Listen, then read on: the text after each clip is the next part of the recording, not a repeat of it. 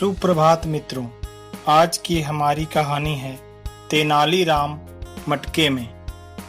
एक बार महाराज कृष्णदेवराय तेनालीराम से इतने नाराज हो गए कि उन्होंने उसे अपनी शक्ल ना दिखाने का आदेश दिया और कहा अगर उसने उनके हुक्म की अवहेलना की तो उसे कोड़े लगाए जाएंगे।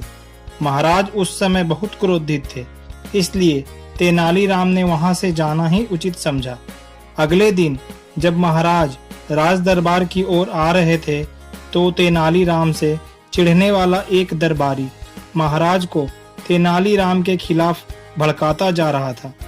वह महाराज से बोला, आज तो तेनालीराम ने आपके आदेश की अवहेलना की है। आपके मना करने के बावजूद भी वह दरबार में आया है और वहां उल जुलूल हरकतें करके सबको हंसा रहा है। दरबारी की बात सुनकर महाराज के कदम तेजी से राज दरबार की ओर बढ़ने लगे।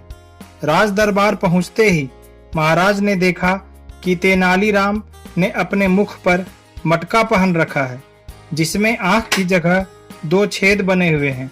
यह देखते ही महाराज आग बबूला हो गए और तेनालीराम पर गरजे, एक तो तुमने हमारा हुक्म नहीं माना और ऊपर से यह अजीबोगरीब हरकतें कर रहे हो।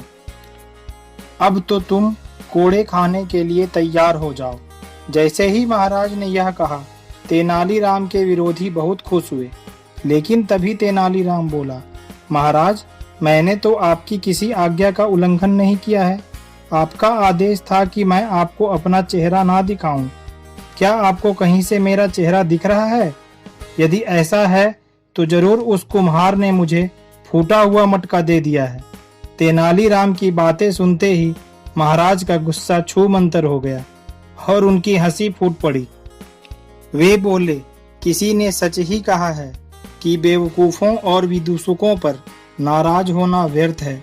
अब इस मटके से मुंह को बाहर निकालो और अपने आसन पर बैठ जाओ।